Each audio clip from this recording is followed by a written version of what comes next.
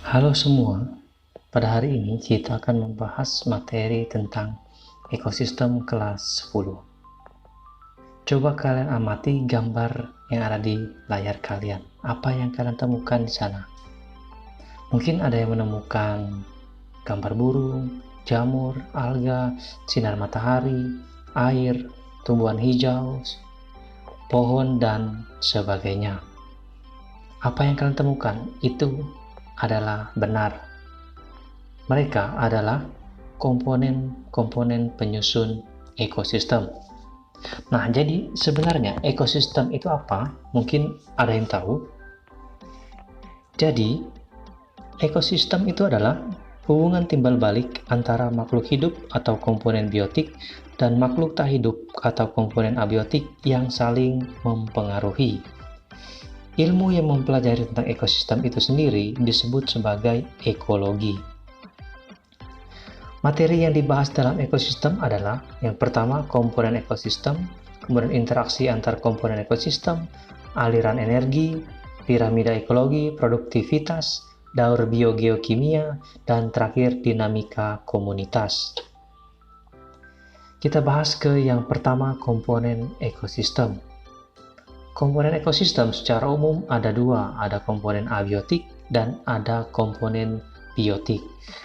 Komponen abiotik adalah komponen fisik dan kimiawi yang terdapat dalam ekosistem sebagai medium untuk berlangsungnya kehidupan.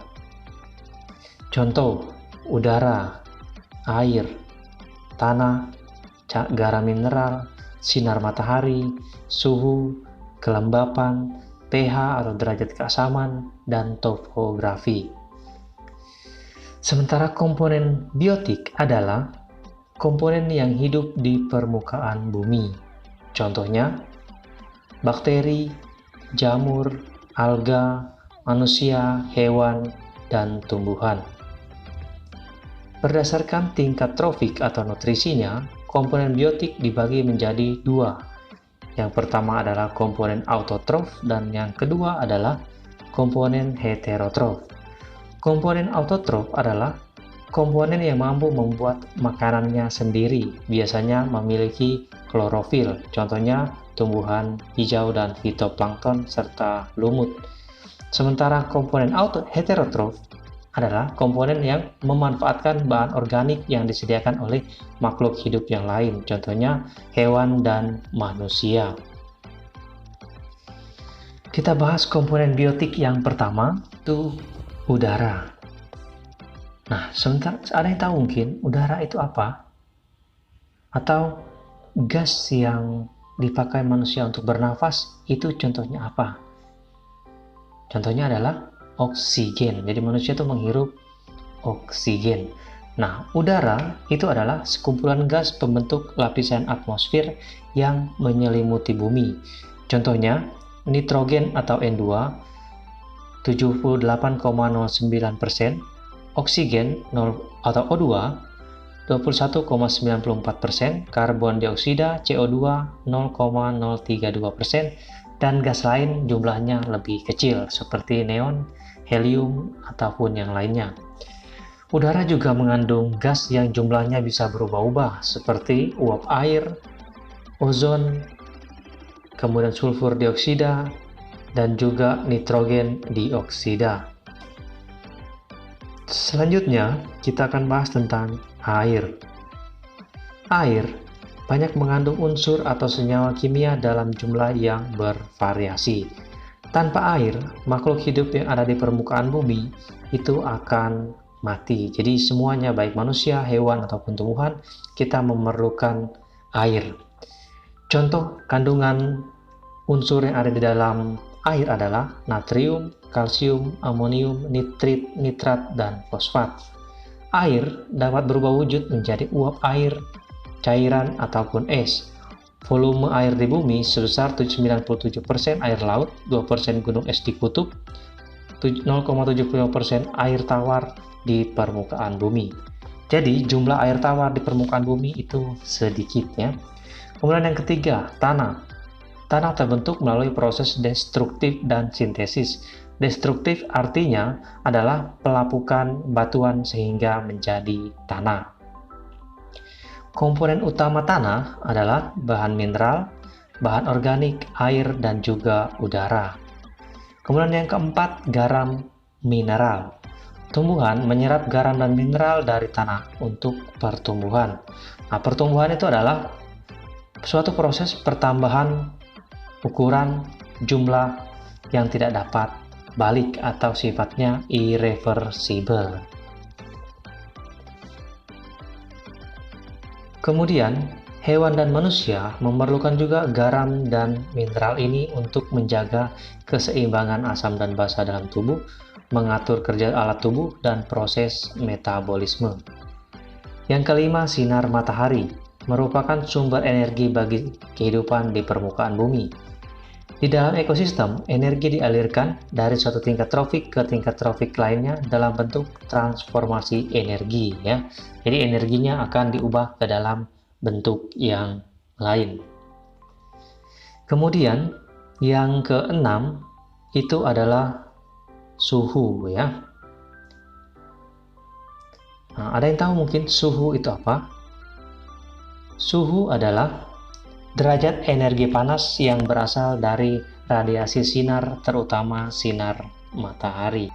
Di setiap ekosistem berbeda-beda sesuai dengan garis lintang dan ketinggian tempat.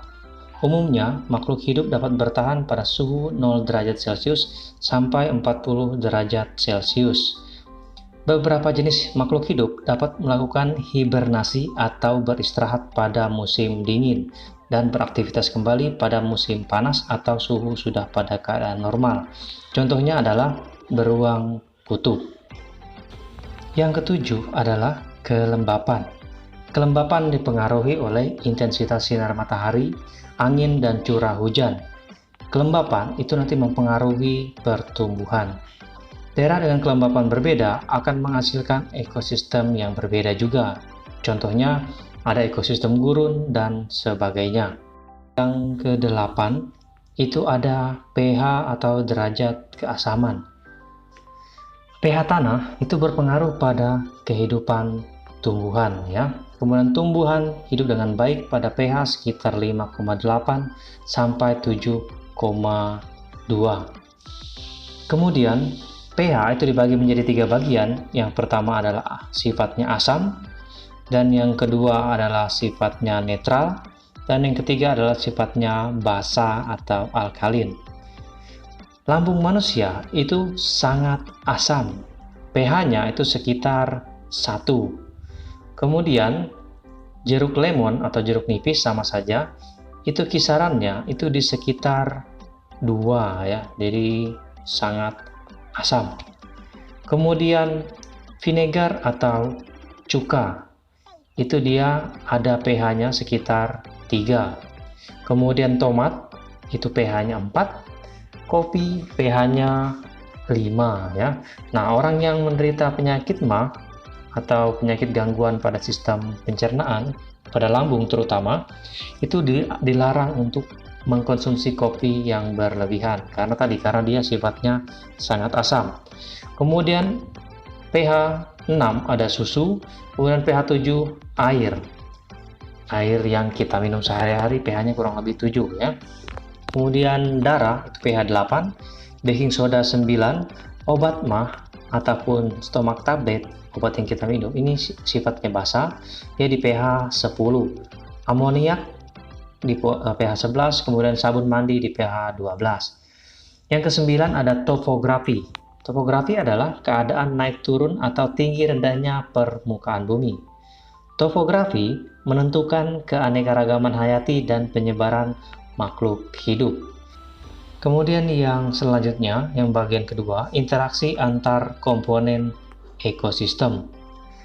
Yang pertama adalah adanya interaksi antar spesies. Contohnya yang pertama, nanti ada yang dinamakan sebagai netralisme. Nah, apa sih netralisme? Netralisme adalah interaksi antara dua spesies atau lebih yang masing-masing tidak terpengaruh oleh adanya asosiasi. Contoh, sapi dan kucing. Yang kedua, kompetisi atau persaingan. interaksi antara dua atau lebih spesies yang saling menghalangi. Terjadi karena masing-masing spesies memiliki kebutuhan yang sama. Contoh, perebutan betina untuk perkawinan, kemudian yang lainnya adalah perebutan makanan. Kemudian contoh lainnya antara jagung dan juga rumput, sama-sama tumbuh di ladang, sama-sama mengambil zat hara dari tanah. Siapa yang kuat, maka dia yang akan menang. Jadi seperti itu. Kemudian yang ketiga, komensalisme adalah interaksi dua atau lebih spesies, satu pihak untung, sementara pihak lain tidak berpengaruh. Contoh, tumbuhan paku dan anggrek itu hinggap di pohon mangga. Ya. Kemudian yang selanjutnya ada parasitisme, interaksi antara dua spesies atau lebih, satu pihak diuntungkan, pihak lain dirugikan. Contoh, benalu yang menempel pada tanaman lain. Kemudian nyamuk yang menghisap darah manusia. Nyamuknya untung mendapatkan darah, sementara manusia itu menderita kerugian karena mungkin di dalam tubuh nyamuk itu ada virus Aedes aegypti, seperti itu. Kemudian predasi adalah interaksi memakan antar organisme. Contohnya adalah ular adalah predator dari tikus ya, ataupun contoh singa adalah predator dari rusa dan seterusnya. Kemudian yang ketujuh adalah mutualisme, adalah interaksi antara dua spesies atau lebih di mana masing-masing spesies atau masing-masing pihak itu diuntungkan. Contohnya adalah lichen mutualisme antara jamur dan juga cyanobacteria. Kemudian antara burung jalak dan juga kerbau. Burung jalak memakan kutu pada tubuh kerbau, sementara kerbau mendapatkan keuntungan karena tubuhnya menjadi bebas dari kutu. Demikian presentasi tentang ekosistem pada bagian yang pertama ini. Untuk yang selanjutnya silakan melihat video di bagian yang kedua. Terima kasih.